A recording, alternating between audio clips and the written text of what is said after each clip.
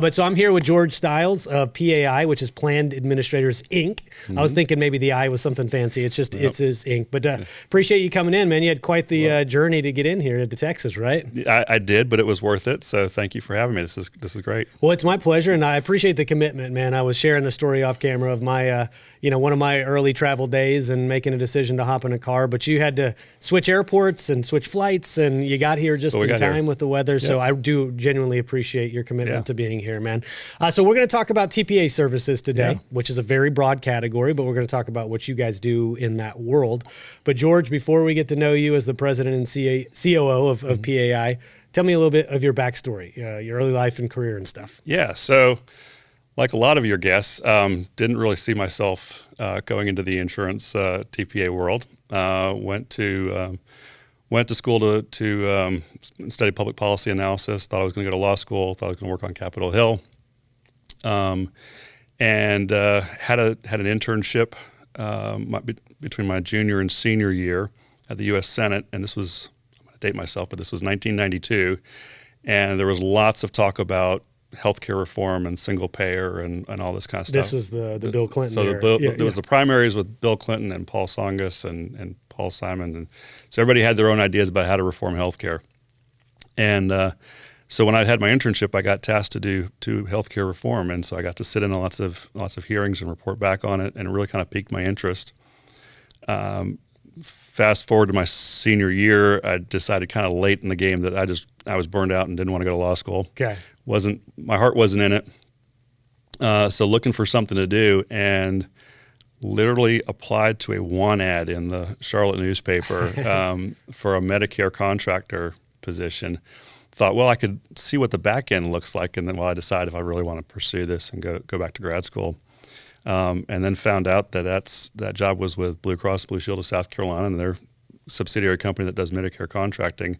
And I started as a claims processor. So this is before we had OCR technologies or anything like that. We would get hard copy claims and key them into the system. And so a piece of paper, basically? Oh, okay. Yeah. How did that come? Via fax or was that? This was all snail mail. Snail mail. And we're saying words that the millennials don't even understand. Oh, my goodness. Right Yeah, now. we're gonna go way back in time.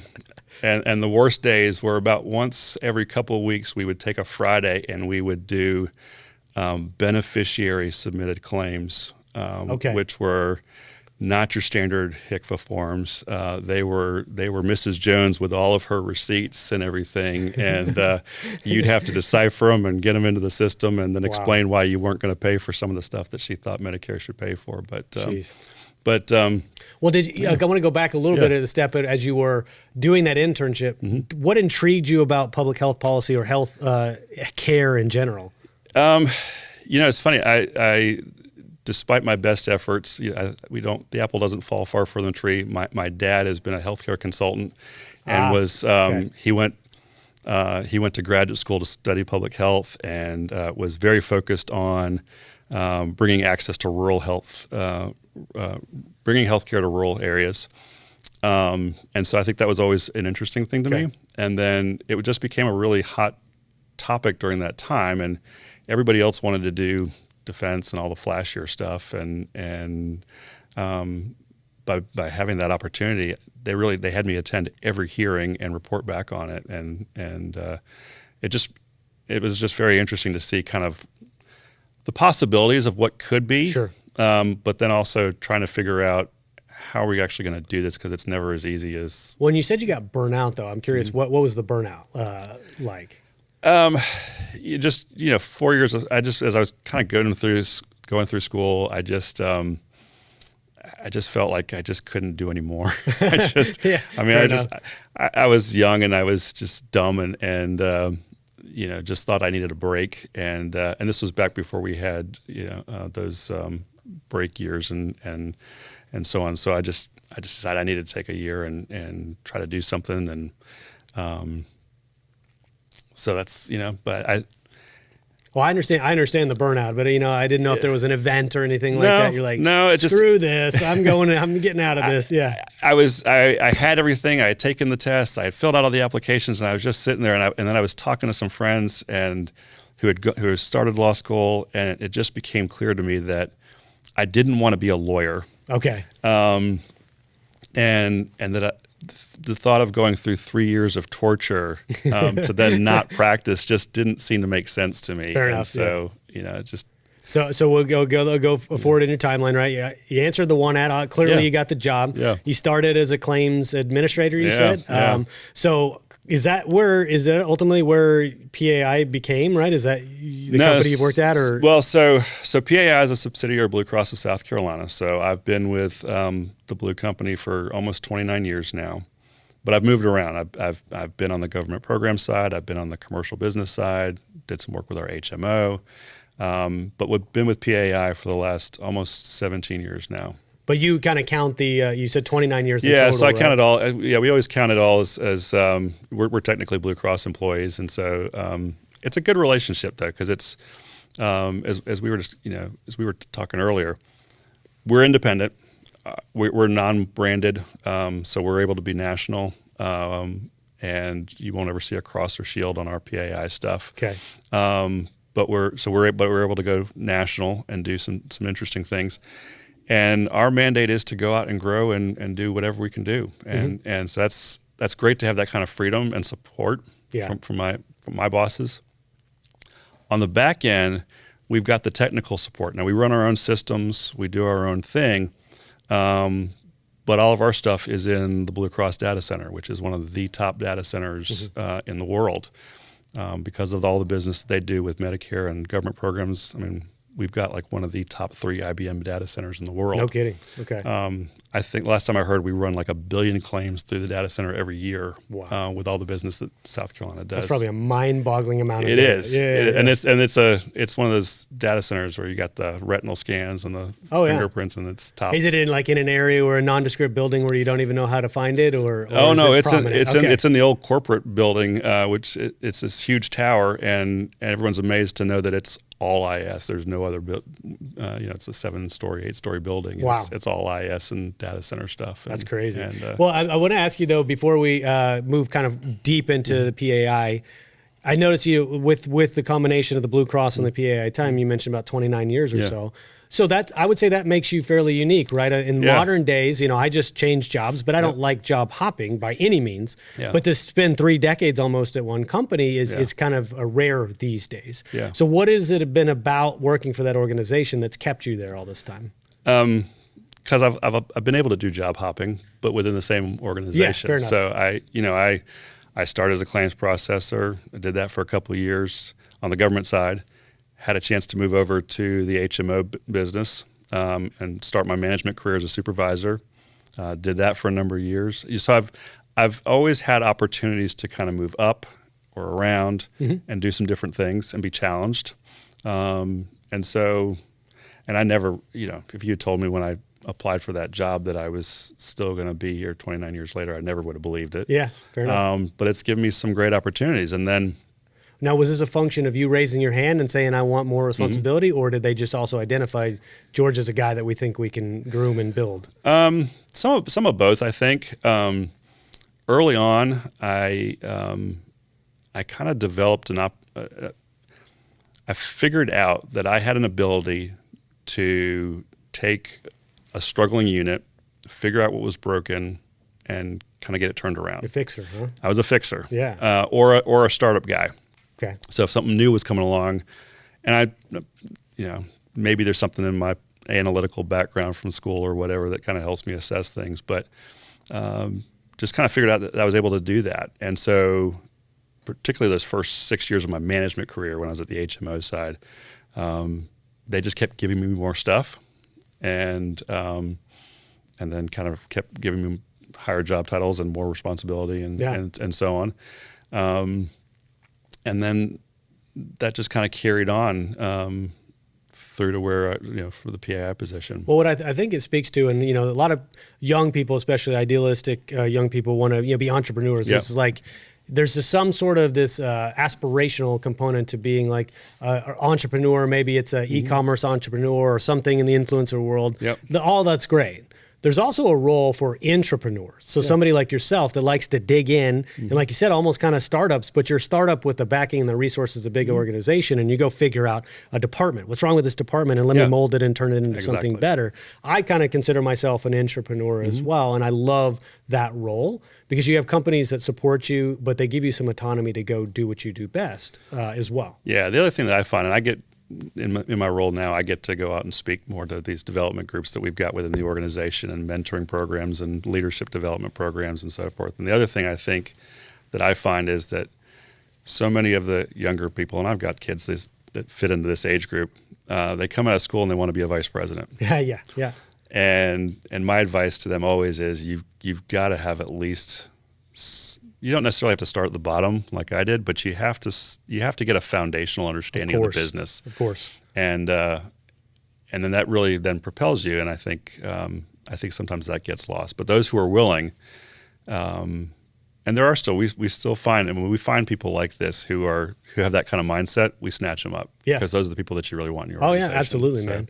Well, so let's dig into the TPA world. And if you don't mind, George, I'd kind of like you to, in your own words, because we revisit subjects like this every once in a while on the podcast. And TPA is one of those core subjects that I like to touch on frequently. Yeah. But in your own words, kind of what is the role of a TPA for somebody that maybe is just listening to this episode for the first time? Yeah, so I think the role of the TPA is to be a partner, and TPAs do different things. We do different things. So we obviously, a big part of our business is the self-funded health plan administration stuff that we do. We also do administration for other carriers, national carriers, who hire us to do particular lines of their business. But I think in either case, our job is to be the partner, and whether that's partnering with the health plan and trying to help them figure out the right way to cover their employees and provide the best benefits that they can, or whether it's working with an insurance carrier and being basically a white labeled extension of their operations. Our job is to be there and to provide our expertise and our services and our flexibility to help them do that. Yeah, and I've heard the role of the TPA position kind of two different ways. One's the cliche, the quarterback of the healthcare plan, and it's a cliche. Usually cliches mean they're also true. They just get used a lot. Yeah.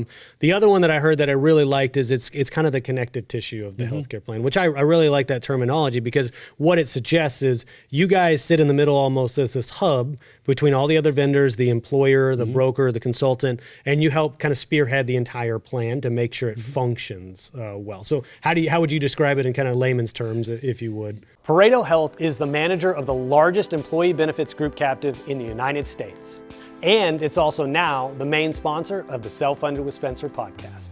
I chose to partner with Pareto Health for three main reasons. Number one, their dedication to improving the world of health benefits. Number two, their mission to reduce volatility and to make self-funding simple for mid-sized employers. And number three, the strength and scale of their program.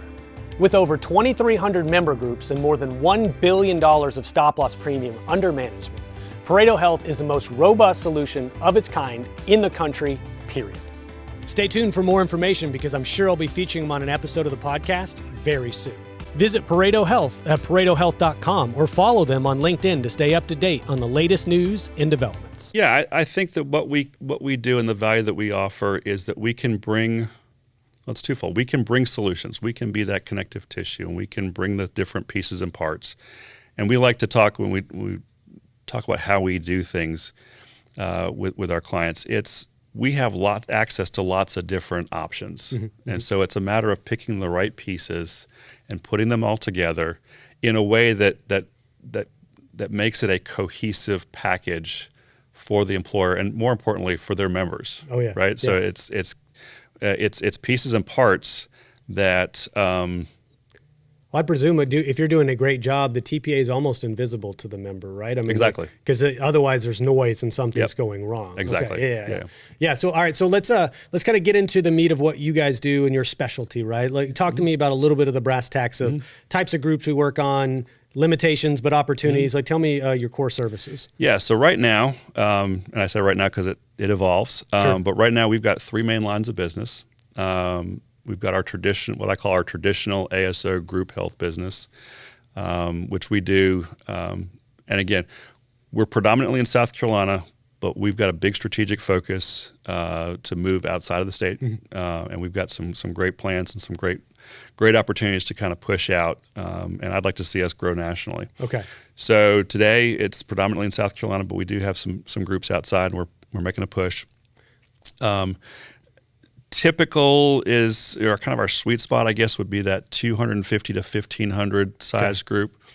We certainly do groups that are larger than that.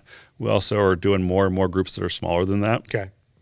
What does the smaller side look like? Level funding? I presume? So level funding, and we've done them down to 10 members. Oh wow! Okay. Yeah, we've done some small ones on that side.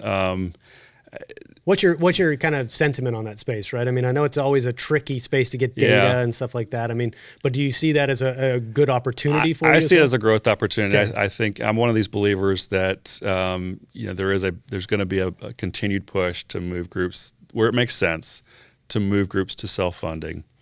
I think that the technology, as we're filming this, we just had your episode on gradient AI. Oh yeah. I think that kind of technology that's going to allow groups and underwriters to have a better feel when they don't really have any claims data to look at. The transparency rules are going to help as well for some groups. Over 100, they're going to have more access to some of that data.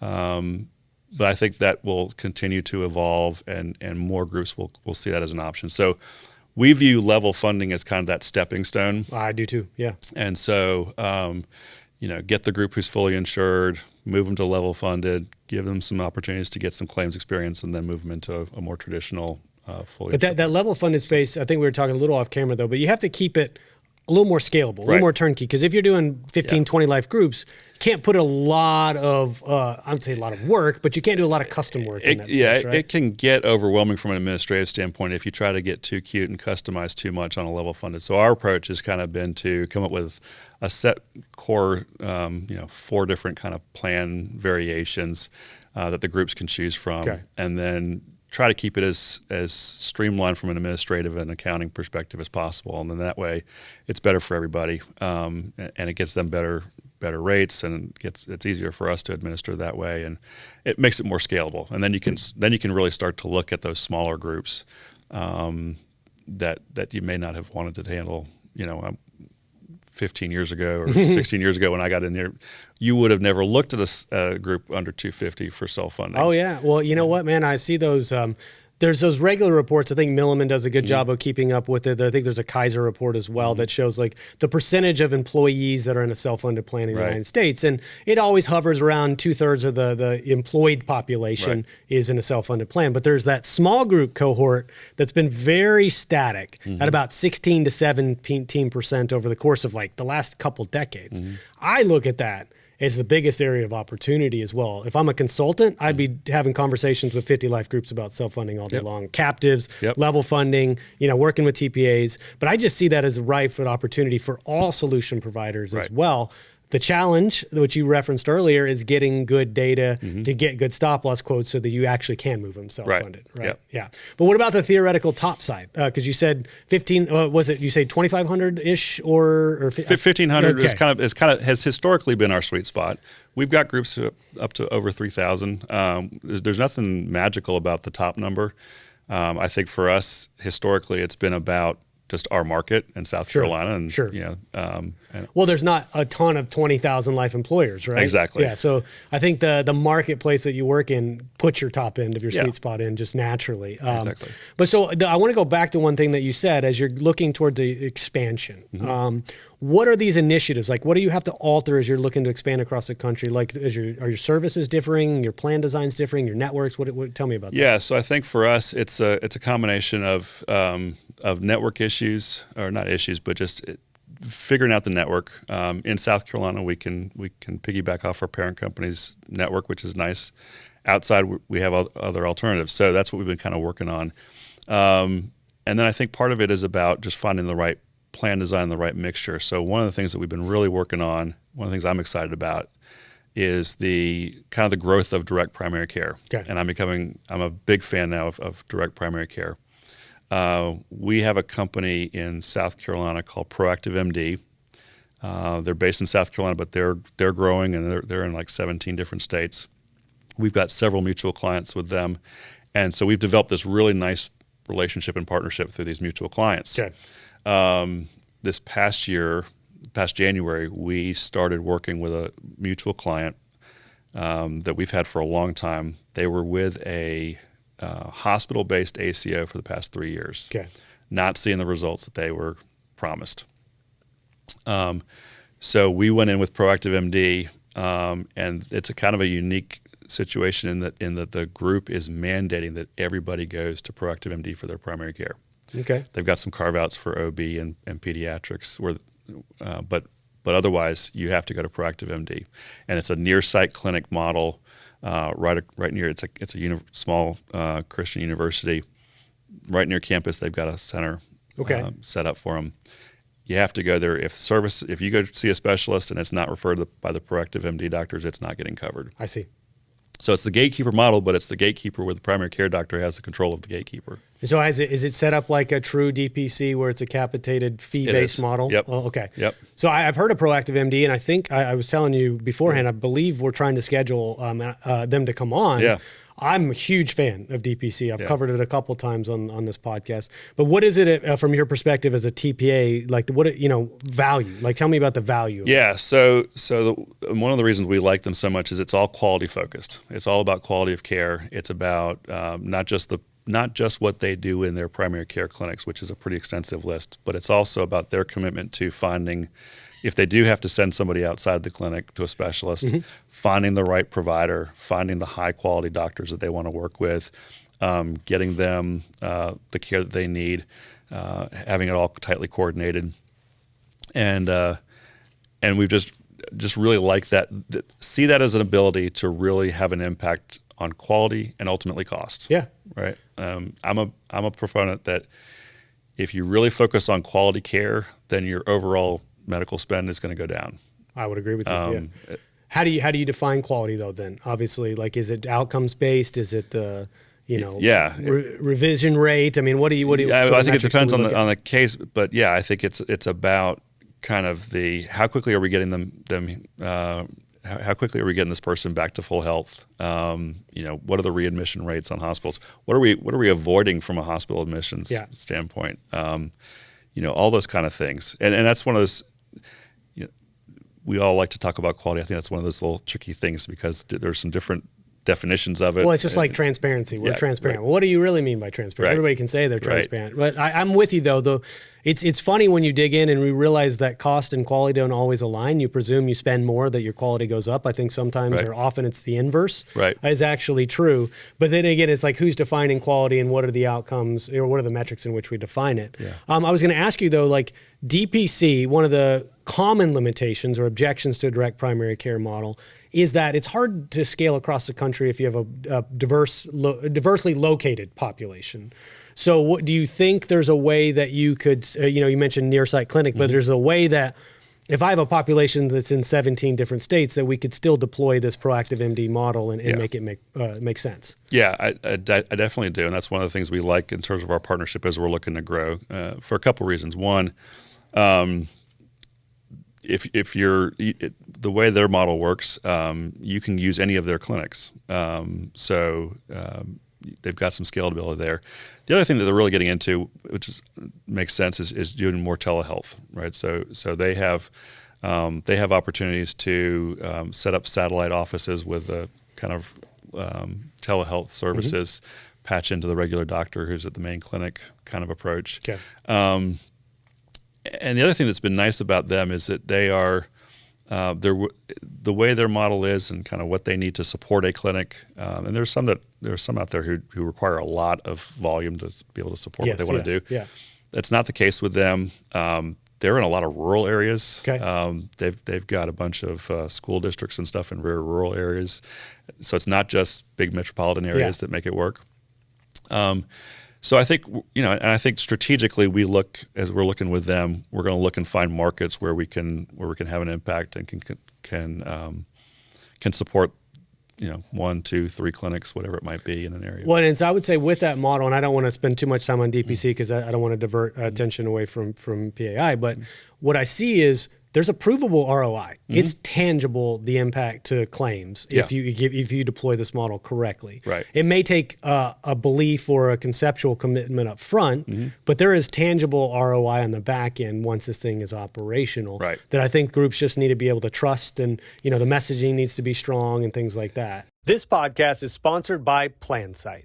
PlanSight is a technology for employee benefits brokers to more efficiently manage their RFP process for any group size, all funding types, and over 20 benefit lines and point solutions. PlanSight is the only end-to-end RFP technology on the market today. Let's modernize your RFP process together. Check us out at plansight.com.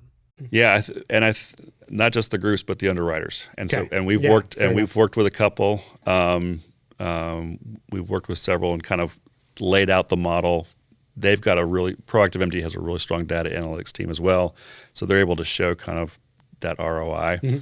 But I think it's a matter of working with them so that you get the benefit, and the group ends up getting the discount advantage of that. Absolutely. You got to get those underwriters on board, man. Get those stop loss rates palatable. Exactly. What I was let's go back. I know we started off the conversation. I may keep that front end, but in case we don't, we were talking about data analytics.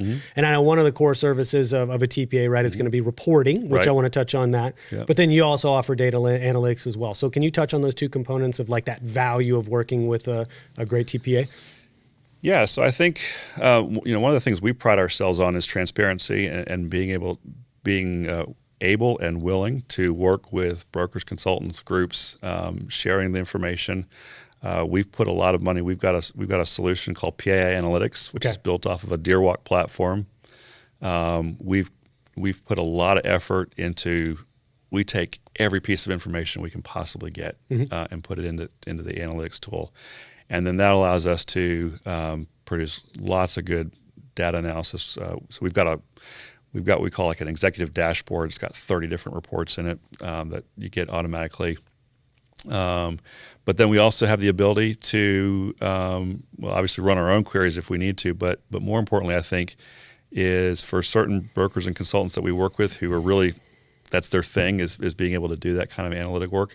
We give them access to the system. Okay. And we've got it set up from a security standpoint where they can go and see their data, and they can run all the reports they want to and slice and dice everything however they want to. Yeah. And so I think that's, if you've got the right TPA partner who's willing to be a partner, then that's the sort of thing that you can get out of the relationship. Yeah, absolutely. And that's one of the big values. I actually went and talked on site with a consultant yesterday with one of my buddies. We did a little stop loss 101. And one of the big value propositions, in my opinion, are arguments to go self-funding outside of the perceived potential savings, which is what most people are motivated by. There's the data access. And so I'm a big proponent. I say it over and over again on this podcast. You cannot manage what you can't measure. If you don't know what's going on in your claims, you can't do anything about actually impacting the trend. So that data set is really crucial to do that. So setting aside the analytics component, there's also just kind of core reporting that you guys would provide either on a monthly or biweekly basis. So talk to me a little bit about what's in that. Typically on a monthly basis, we're giving a full suite of data, and it kind of varies by groups. We've got some groups who are very into the weeds and want to walk line by line through their employees and what's going on and really see but then we've got others who just want to kind of have a higher level view of where things go. So that's really, so we have, the way we're set up is we have dedicated account executives who work with the groups, and their main responsibility is to be out there actively meeting with the groups on a regular basis, walking through the data. We've got our data analytics team, and we've got a super guy who leads that, he can supplement. So we got a couple folks who aren't as comfortable diving into the numbers sometimes, and so he's great about going and meeting with the groups. And we'll walk through and. Sometimes you have to sit there and go, somebody says, tell me what this means. Right? I see a bunch of numbers, but what does it mean to me? And obviously the goal with regular reporting is just seeing how you're running, seeing how you're trending, obviously benchmarking against your funding, all those sorts of things. And figure out if you need to make some adjustments. Yeah, absolutely. And the great value of the self-funded world is if you need to make an adjustment mid-year, you make an adjustment mid-year. Yeah. And so that's why it's important to have access to that information and to be looking at it. And and have a partner who's willing to look at it with you. Yeah. When you talked about partnership, and I know one of the things that you'll touch on, I think at the end, is kind of the value of picking a great partner. But one of the things that an employer should be seeking in working with a kind of an independent TPA and a consultant as well is the ability to be flexible with other solution providers in the ecosystem of a self-funded plan. So talk to me about your perception, or not even your perception, but your ability to work with those type of vendors that are plugging into the plan. Yeah, so obviously as part of our value proposition, we've got some core solutions that we've already integrated with, we like to work with, and can offer. And so that makes it easy. If we have brokers, consultants, groups who have their own solutions that they want to bring to the table, whether it's an enrollment system or whether it's a PBM, whether it's a carve out for specialty, whatever it is, a quantum, whatever, we have the flexibility to implement those and integrate those. And when we do that, if a group brings wants its own PBM solution, that's great. We will take their PBM data and put it in the analytics tool so they have everything in one place. So I think I think that's probably core of a TPA is to be flexible enough. Now I think we're and you and I have talked about this before. There seems to be this growing trend around consultants and brokers who want to bring all their own solutions and raise their value in the eyes of the client, and that's understandable. I think, though, that it sometimes can dilute things, and sometimes just working with the right TPA partner who's got really good solutions in place can bring more value and show more value for that broker and consultant than just trying to bring in whatever the shiny new object is that particular day. Yeah, I would agree. I think there's an emphasis or a push in the market for brokers to transition into this idea of a consultant, and that consultant suggests there's more responsibility and knowledge and expertise being brought to the table. You can push that too far, like you're describing, where they spend so much time bringing in all these cutting edge vendors that the plan doesn't actually work, right? Or that they stress themselves out so much that they actually can't focus on the strategy that helping that employer because they're just bringing in a bunch of vendors and the kitchen sink model. Well, and I'm on a work group with SIA, TPA work group with SIA, and one of the things that we're talking about is this issue, and one of the concerns from a TPA perspective is, and part of the value that we bring is when we bring vendors, they've been fully vetted, and we know that they've got the right system security in place. That they've got the right protocols in place. We're getting, we're getting SOC reports from them. If they're one of our vendors, we're going through that whole process and making sure, doing the due diligence. The fear is that sometimes, the shiny new objects don't have all that, and so then the group runs the risk of having a data breach if they pick the wrong one or something like that. So, just from that perspective, anything that we're putting out there as one of our partners from a vendor perspective, our groups know that they've been validated. They've been validated. Yeah, and I think that's where I would tend to side more with your argument is like, go to an independent TPA because they can do these things, but you also should trust them that they've got solution providers. They bring to the table turnkey, ready to go, have proven that they can work well with each other. Yeah. And I would err on that side earlier on in a self-funded plan just because you don't want to overcomplicate what is already kind of a complicated transition anyways for a group. And I think there's something to be said for kind of approaching a solution provider and knowing that they've brought everything to the table alongside them. But the flexibility is still important.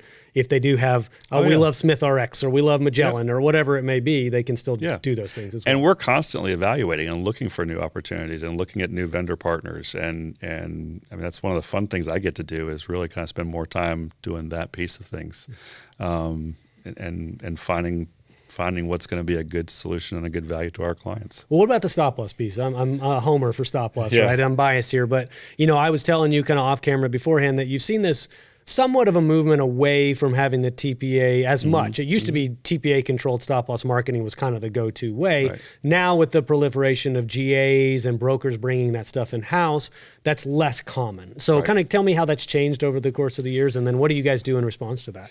Yeah, it's definitely changed, and it's changed in the last several years. We see it in our business more and more, and now we're seeing, just as several years ago, you had consultants who were advising on PBM services. Now you got consultants who are advising on stop loss services, and so that's definitely something that we're seeing.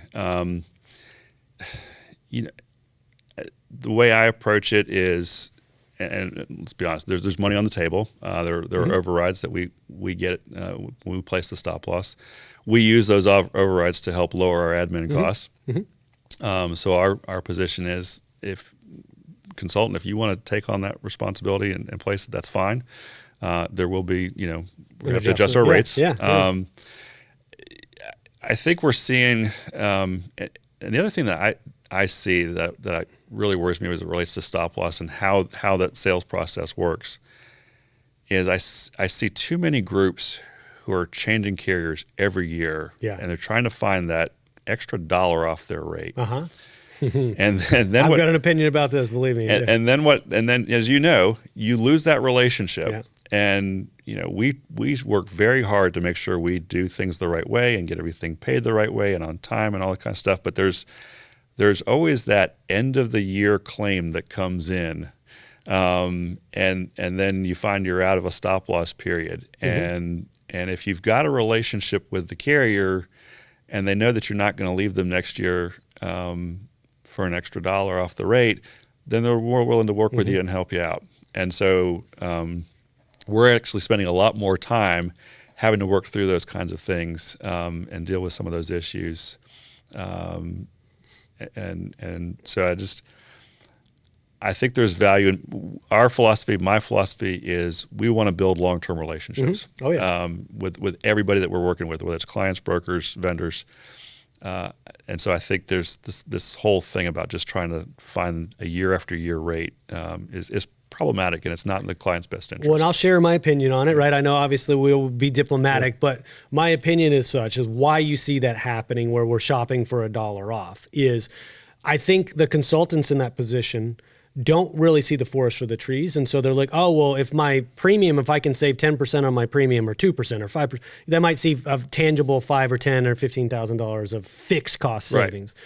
What they're not paying attention to is that premium is a function of the claims. Right. That claims is a much bigger portion of the pie of the plan spend. Yep. If you could save 5 or 10% off your claims because of strategy you put in motion, the stop loss premium would naturally come down. Right. You could do both simultaneously, but if your only lever to pull is kind of approach those stop loss carriers and beat them down for an extra buck and move it every year, well, I would argue you're not doing a full service to that that client, because those things would take care of themselves naturally. Exactly. Yeah. So that's my, as diplomatic as I can be, opinion about that. So why don't we kind of zoom out, George, and talk big picture stuff? Because I always like to close the show with a couple key questions to my guests, and the first is big picture of healthcare. You've probably seen a lot over 30 years and seen it from all different angles in the Medicare world and self-funded world, inside of Abuka, outside. Yep. But tell me kind of your perspective of where you think this thing is moving, if you don't mind.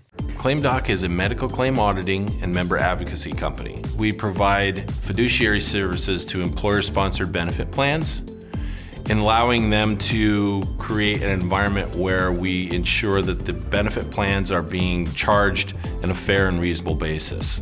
My business is basically people, and it become a real simple transition. We thought it was going to be far more complex. I've saved, we'll say, hundreds of thousands of dollars. I could not say enough about ClaimDoc. I think it's a fascinating time to be involved in this industry, and I'm super excited about what I see and where I think things can go. I just see, and we haven't even, obviously self-funding is a big thing. We're exploring ICHRA administration. You are? Oh yeah, okay. we are. Okay. I think that's another thing that's very interesting. And I don't want to push you to the end too fast. I do want to hear what intrigues you about the ICHRA space, because we covered that here recently on the show. Yeah, no, and that was a great episode. So we're looking at that. We've got a broker partner who's got a program that's involves in ICHRA, and we're looking at it. So what role would a TPA play in that? We would do a couple functions. We would do the front end stuff in terms of offering the different plan designs and from a sales perspective, helping the employees make a decision on what, show them what was available in their market, make a decision. But then also it's the back end reporting to the employer of here's who's on the plans and here's who's, so that they can do whether it's a straight contribution or whether it's an HRA kind of deal, reimbursement. So I think there is a role for us to do that, and we're seriously exploring that. Very cool. Okay. So I think we got growth in captives. We've got direct primary care. We've got AI technology. I mean, there's just lots of things out there that I think will get us into a better system. I'm not one who believes that the current employer-based system that we've got is going to go away. I don't either. And I think, I hope the CAA plays a big role in that. I've got a buddy, Mark Combs, who self-insured reporting. He's in your neck of the woods. You probably know Mark well. Mark has been adamant recently about gag clause attestations and how I will butcher the explanation, and you probably help me improve it. But the notion, I believe, is that the onus is now going to be on the employer to show that there's no constraints or limitations in accessing their own data, which is interesting from a plan sponsor perspective, being the one that has to attest to that and prove that I'm trying to get my data, even though I'm being limited by my partners, which is weird. But I'm hopeful that what this exposure in true transparency, not claimed transparency, but true transparency of hospital pricing, of claims pricing, of access to data, kind of a massive exposure of the system, as if you were lifting open the hood. I'm hopeful that will have an objective positive impact on our system just by function of it happening. So curious, I'm sure I butchered a lot of that. Yeah, no, I think you're spot on, and I think I do think that there are, and I view it because of my background working in government programs and seeing how some of those decisions get made. And how they're made by well-intentioned people who don't really have a practical understanding of the real world of what they're governing. I think with a lot of those kind of regulations, there's a basic good intent behind them. The practicality of some of this is crazy, and puts a lot of pressure on us and the clients and having to do attestations and so forth. I think that will all get sorted out. I agree with you. I think transparency is a good thing. Whether it's on the claims side, whether it's on the fee side, whatever it is, let's be open and honest and just lay everything out. And I think that will help the groups and help people make better decisions, hopefully. Yeah, and I do think we can fix it with the private model. I mean, we've obviously been at this at a really long time, but I have a buddy, Chris Hamilton, here's locally, that talks about us going through a renaissance in healthcare, and he feels like the insurance consultant is one of the most crucial roles in our economy because of that gatekeeping effect, because of the strategy that they bring to the table. If we have enough people talking about these things, you can reach critical mass and see that become the norm. And I would share his sentiment on that. What about kind of the closing thoughts in terms of your final thoughts, your final call to action? We covered a lot of ground today, and I love digging in. I wish I knew more about the ICHRA thing. I probably would have known to ask some more about that. But folks that have listened, what are we going on, Nathan? Are we 45 plus or so? Yeah. So, kind of closing thoughts as somebody who's been in this industry your entire career. Yeah, well, I think, as I said, this is a cool time to be involved in this business, and I do think there's a lot of opportunity. I think there is one of the things that keeps me up at night is just this: how do we prepare the next generation? I mean, we've touched on this a little bit. I mean, we've got a lot of our organization has a lot of people kind of in my boat from an age perspective, and so it's how are we bringing in and attracting that next generation of superstars who can lead things in the future. And so, but I think there's a lot of great opportunities, and I think for people who are willing to work, who are willing to be innovative, I think there's some great opportunities. I think from the industry and as a whole, I just think that there's lots of great opportunities to see improvements, and I do think that we will get there. And I think that the use of the tools we've talked about today are going to be key to that. And then I think finally, I just think since I know so many of your viewers are consultants, I would just make the little plea. Find a TPA partner that's willing to work with you, and don't view them as an adversary. Don't view them as a threat. Find one that you can partner with, that you can develop programs with, that you can share data with, who's willing to work with you to service the client. Because I think in the end that we all win if that's the case. And so I've seen it kind of slide, and I don't know if it's if part of that's generational, and we got younger brokers coming in who may not have those relationships, but I think there's great value if we work together. I would agree 100%. I would even echo what you said earlier. Yeah, as I look at, I don't get a ton of data from the podcast in terms of who's listening. I don't get full demographics, but I do get some age range data. And I think something like 2/3 of my audience is between 25 and 44, which makes sense. I'm 40 myself. I'm in that middle area of my career. We're not quite at the top of leadership, but obviously been in this industry for 15 years. And so I've learned a couple things over that time. But I do want to speak to that next generation. I do consider there's a generation behind me, those kids that are coming out of college or maybe in high school right now and not sure they know what to do. I'm hopeful that a medium like this might be a way to reach them and pique their interest, or even let them know that this type of industry exists at all. I didn't know this in college, what I could be doing for my career, and I wish somebody had pointed me in this direction earlier. I even say out loud, I'd love to speak at colleges at some point, or do a podcast at a college or something like that, just because I want them to know what's possible in this industry, the impact they can have on our country, but two, the quality of life they can have personally and build a really beautiful career in the insurance industry as well. So definitely want to stress that point with you, George. What's been a pleasure. What's the best way to reach out to you? Obviously LinkedIn and things like that, but if let's say I'm a consultant in Arizona, right? We talked a lot about South Carolina, but your initiatives are to expand. What should I be looking for as a reason to connect with PAI? I think if you have a commitment to innovation and value to clients and looking for long-term partnerships, then we'd love to have a talk with you and see if there's a way to work together. Our website is www.paisc.com. Okay. Would love to make a connection. There's a link on there that you can contact us, and we'll get back in touch. You can reach out to me on LinkedIn. Hopefully we'll get that LinkedIn inbox. So when we start marketing this episode and it comes out, we'll get you some inbound activity as well. Great. That's always, to me, the proof in the pudding that we're doing a decent job on this show, man. So I hope that's the case. I'm a long-time fan. Thanks, as I told you, I've been following since you did the early videos on stop loss. Oh yeah. So I think what you're doing is great, and get a lot out of it every week. So very cool, man. Well, I'm glad to finally get a chance to feature you on the show. And again, thank you so much for dealing with the travel issues. Oh, my to pleasure. Get down here. All right, man. Talk to you soon. Bye.